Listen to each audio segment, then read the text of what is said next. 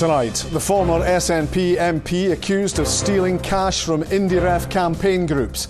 Natalie McGarry has begun her defence in court and denies embezzlement. Also making the headlines, searching for the truth. 7 years on, campaigners say they just want to know why Sheku Bayo died after being restrained by police in Kirkcaldy. This is like George Floyd in Scotland, to be honest. The only difference being that we have not had justice for this family.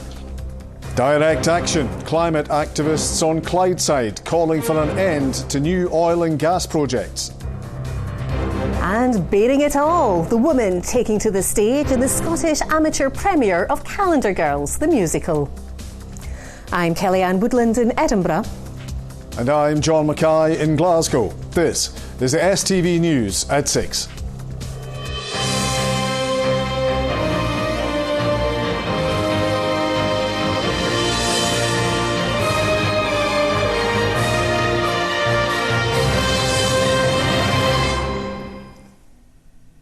Good evening. A former MP has denied embezzling cash from two organisations campaigning for Scottish independence. Natalie McGarry was giving evidence in her defence at Glasgow Sheriff Court. Ms McGarry is accused of stealing £25,000 from Women for Independence and the Glasgow Regional Association of the SNP. The court has heard that Ms McGarry suffers from post-traumatic stress disorder, experiences panic attacks and has a condition which means, on occasion, through no choice of her own, her voice disappears. Our political correspondent Ewan Petrie was in court. The defence began its case today with Natalie McGarry giving evidence on her own behalf. She told the court that she suffers from a condition which means she loses her voice from time to time and suffers from post-traumatic stress disorder as well as experiencing panic attacks. Her defence counsel asked her, "Did you embezzle money from the organisation Women for Independence?" Ms McGarry replied, "Certainly not." She was then asked, "Did you embezzle money from the Glasgow Regional Association of the Scottish National Party?" Ms McGarry answered, "I did not." She was finally asked, "Did you deliberately misappropriate funds from either of those organisations for your own use?" Natalie McGarry replied, "I did not." Ms McGarry told jurors she and another founding member did the donkey work for Women for Independence. She's not the most organised person, she said, and this was not what she signed up for. But she claims someone had to step up and do it, as she didn't want the organisation to fail. In the run-up to the 2014 independence referendum, a technical issue meant people had trouble contributing to a crowdfunder campaign. In order to overcome that, Ms McGarry told the court that she linked the Women for Independence PayPal account with her own personal bank account. She said it wasn't ideal, but her focus was on getting it operating. She later told the court that nobody seemed interested in the minutiae of how the Women for Independence organisation operated. Earlier, Ms McGarry said she was not focused enough on Women for Independence business during the 2015 election campaign, where she was elected as an SNP MP. Natalie McGarry denies the two charges against her. The trial will continue tomorrow. Ewan Petrie, STV News, at the Sheriff Court in Glasgow. The lawyer representing the family of Sheku Bayo say they just want to know the truth about what led to his death.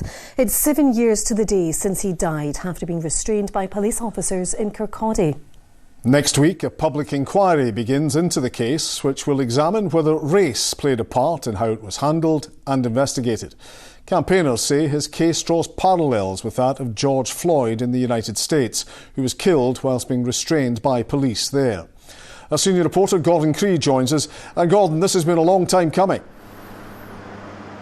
It has, John. 3rd of May 2015 the incident happened, and here we are in 2022, and along the way there must have been times the family wondered if they were getting anywhere. But on Tuesday in this building the inquiry starts, looking at the circumstances leading up to the death, how the police reacted afterwards and how it was all investigated.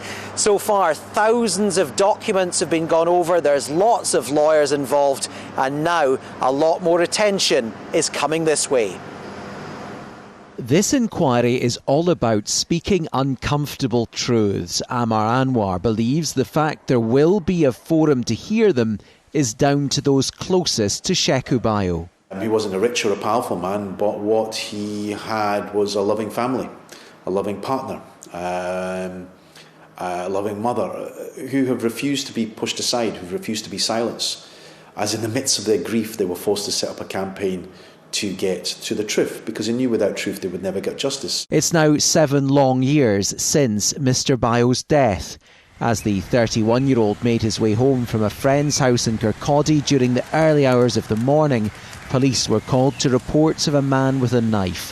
While being restrained by officers, he lost consciousness and was pronounced dead in hospital.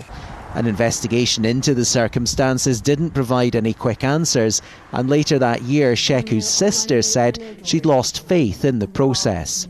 We are not sure how things are going now. We are not 100% confident in their work. Then in 2018, the Lord Advocate said there wouldn't be any criminal or health and safety charges brought against the police. A public inquiry was announced the following year before the death of George Floyd in America and the emergence of the Black Lives Matter movement brought this case firmly back into the spotlight. This is like George Floyd in Scotland, to be honest. The only difference being that we have not had justice for this family. The Scottish Police Federation, which represents rank and file officers, didn't want to be interviewed today, telling me there's a process to go through and we'll go through it.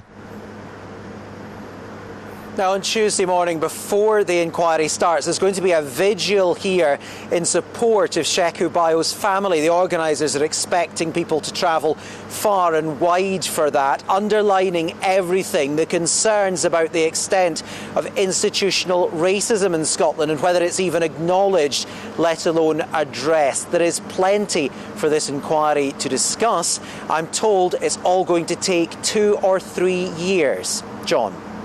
Gordon in Edinburgh, thank you. Climate activists spent the day chained to oil pipes in Clydebank, calling for an end to new oil and gas projects. Just Stop Oil said its supporters blocked access to the New Star Clydebank facility by climbing on top of tankers and locking on to the entrance in the early hours of the morning.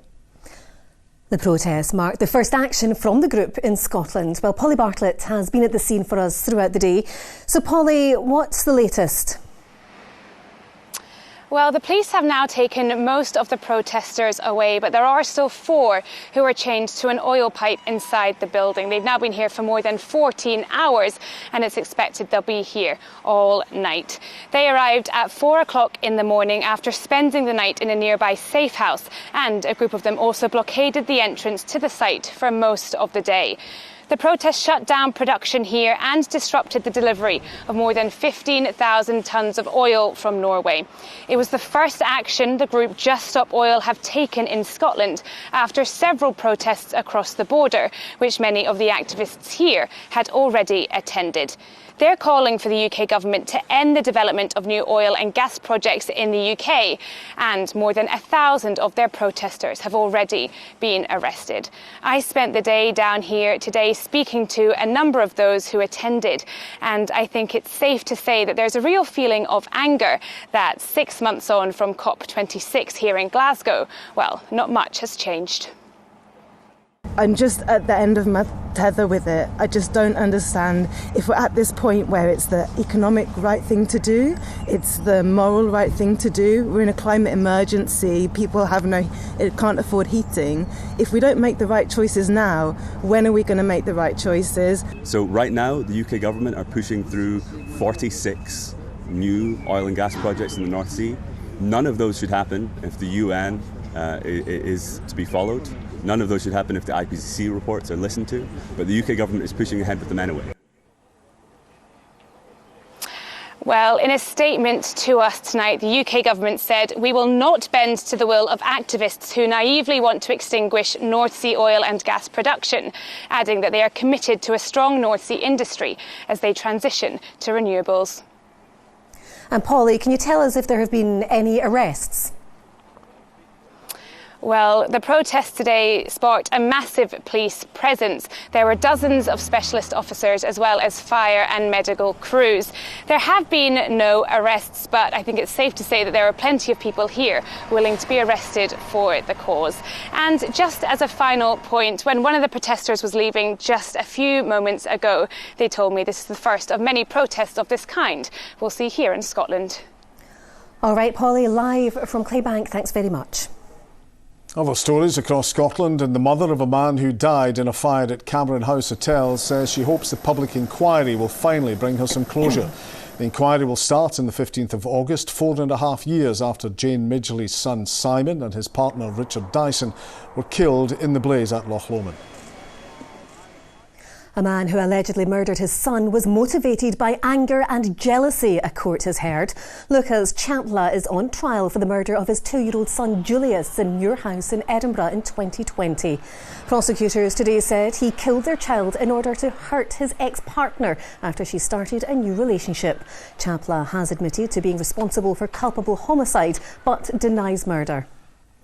The trial of a man accused of murdering his wife has been halted. Peter Marr denies killing Gianna Marr in their house in Drumchapel in 2018. The case against him began last week, but for matters that can't be reported for legal reasons, it will now restart with a new jury next January. Bed blocking in Scotland's hospitals has reached record levels. Public Health Scotland figures show that 1,836 patients were waiting to be discharged from hospitals at the end of March.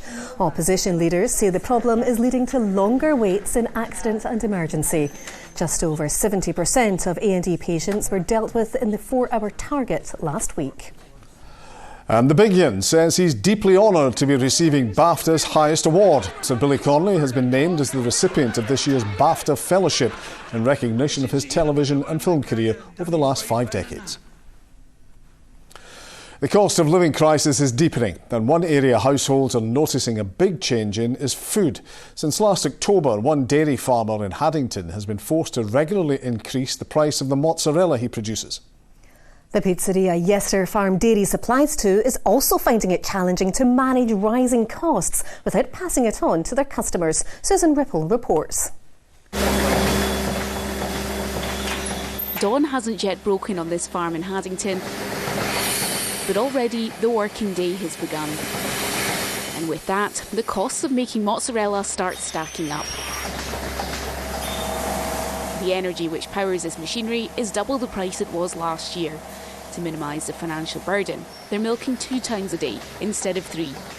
From October, November last year, we've been putting up prices just about every month. And we try every month to explain to our customers the reasons behind that. It's well documented on the news, but we try to explain from our sector what's happening, and the input costs and everything else, packaging costs, labour costs, transport costs, and keep the customers informed as much as we can. And a lot needs to be bought in order to create the final product and look after the animals. Feed for the cattle is hard to source at the moment, down to a lack of lorry drivers. Once again, pushing costs up. This is one of the most expensive feeds, and it comes from whisky distilleries. So last year it cost around £220 per tonne, and this year it costs around £420 per tonne. By 6:30, the herd is now heading out to the field. And they'll stay grazing for most of the day to minimise the amount of feed needed. Inside, the mozzarella making has been underway for a couple of hours. Cottage cheese and creme fraiche are also being produced here, and they're all packaged on site. By 9 a.m, the first delivery is getting loaded. We're off to a pizzeria in Portobello. It's a key ingredient for their signature dish, and they're spending around £300,000 a year on it. With a product like cheese, we have to just kind of take a bit of a hit on that.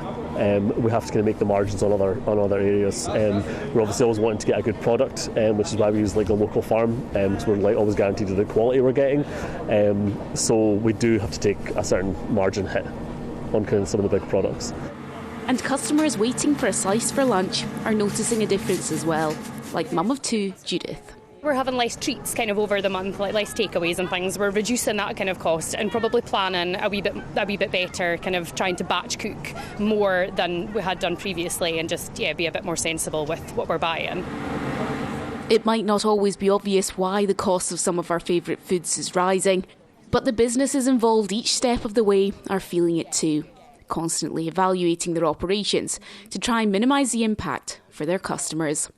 Susan Ripple, STV News, Haddington. A series of portraits capturing NHS staff during the height of the COVID pandemic has gone on display in the Queen Elizabeth Hospital in Glasgow. It showcases the diversity of the staff working across Glasgow's healthcare system. Ollie Dickinson has been to see it.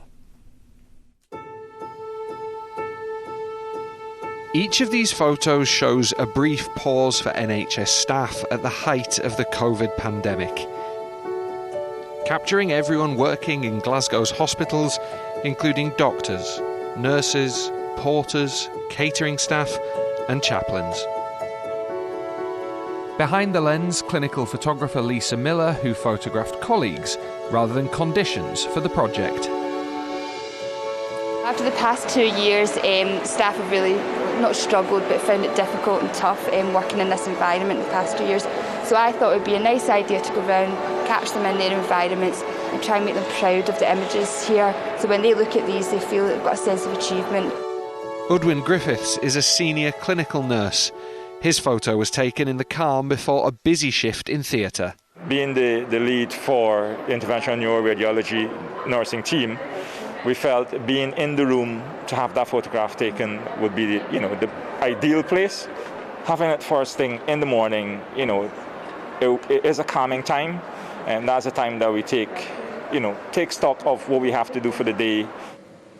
The exhibition is titled One NHS Family and aims to show the scale and diversity of the staff who keep Glasgow's hospitals running. What I wanted to do was try and highlight every part of the hospital as much as I could. So a lot of these people I would never have met myself as well, so I'm so glad to go around and meet all these different people, and it just highlights to the patients coming in that there is a whole behind the scenes going on, that they've got nothing, like they don't know what's happening, so it's nice to highlight that to them as well. Patients and visitors at the Queen Elizabeth University Hospital can see the photos now before they move on to hospitals across the Greater Glasgow and Clyde area. For the rest of us, an online exhibition will go live later this month. Ollie Dickinson, STV News.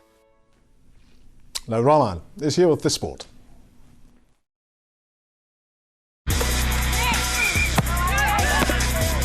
Get your fill of the action. STV Sport, sponsored by Papa John's Pizza. Good evening. Partick Thistle manager Ian McCall says form will go out the window as his side gets set to face Inverness Cally Thistle in the first leg of their Premiership playoff quarter-final. The Jags, who defeated Inverness the last time the two sides met, have won just 4 of their last 16 games. The first leg is at Firhill tonight, with a return on Friday. Momentum in the playoffs, I think you can garnish. But it is like two cup ties played over 2 legs, obviously, and it's just physically, I think it's quite hard.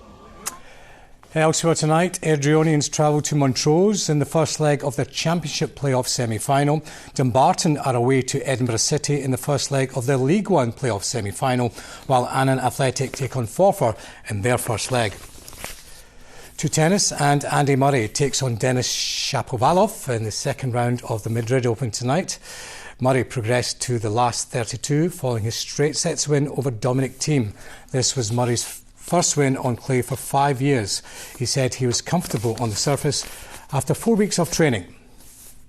To rugby, and Glasgow Warriors head coach Danny Wilson says his players must learn from their last 2 league games when they face Lyon in the quarter-finals of the Challenge Cup this weekend. The Warriors suffered back-to-back defeats to the Stormers and the Bulls in South Africa last week. If they beat Lyon and Edinburgh win their quarter-final, the two sides will face each other in the semis. They are a very star-studded squad with a lot of big impact players that we'll have to be able to manage away from home. But from our point of view, we'll go there and play with the intent that we want to, and make sure we make the improvements from the learnings from the South Africa trip. And finally, Rangers chairman Douglas Park says everyone at the club is absolutely devastated at the news kitman Jimmy Bell has passed away. The club stalwart was at Ibrox for 30 years, first starting as a bus driver before becoming kitman. Fans paid their own tributes outside the stadium today. Park says Rangers and Scottish football as a whole have lost a legend and a friend. Jimmy Bell, who has died at the age of 69. Get your fill of the action. STV Sport, sponsored by Papa John's Pizza. Now Philip has the weather forecast. Hello, good evening. Well, unfortunately, for the next few days, things are remaining pretty unsettled and changeable. We've got frontal systems moving in, bringing with them a lot of cloud and wet weather through Wednesday and Thursday. By the time we get to the weekend, though, there is something to look forward to. We've got high pressure building across the country, and that will become the dominating force in our weather. So things turning dry and more settled as we head into Saturday and Sunday. Let's take a look at the forecast. A cold snap is on the way.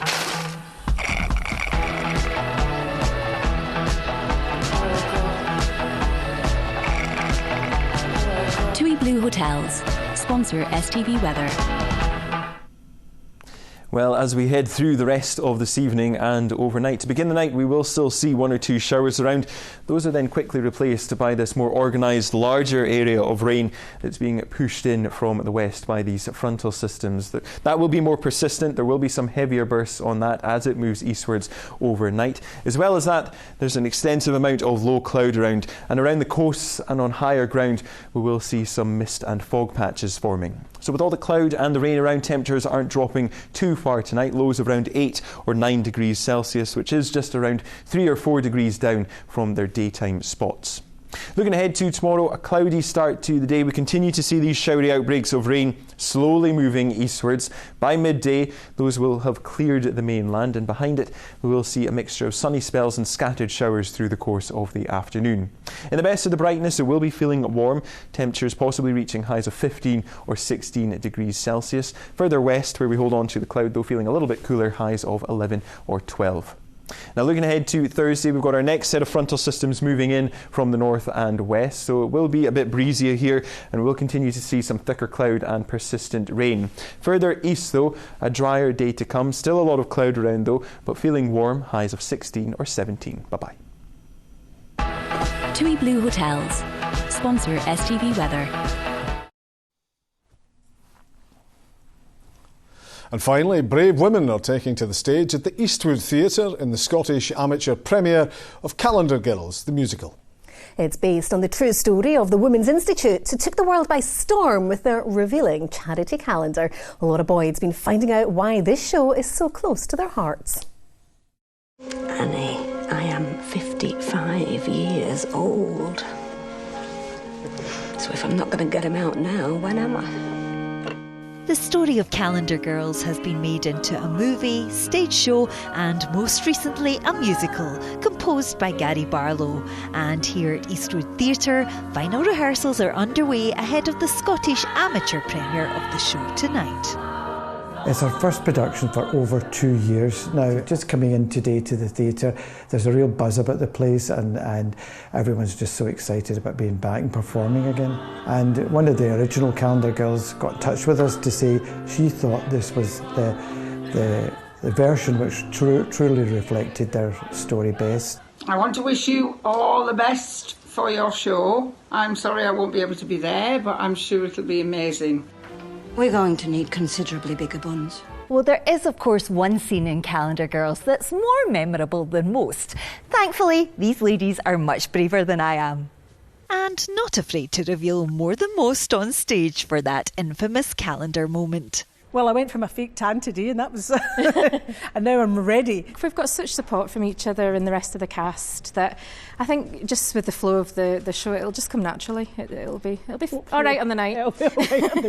We still have to iron out some technical details as to where the mics will go and how we get the sight lines sorted so that poor people in the audience don't get a sight of something they'd rather not. And having starred in Calendar Girls the play herself, Karen Dunbar had a few words of wisdom for our ladies. Don't panic if you're feeling a bit nervous about the scene where you haven't got any clothes on. Just try and picture the audience naked.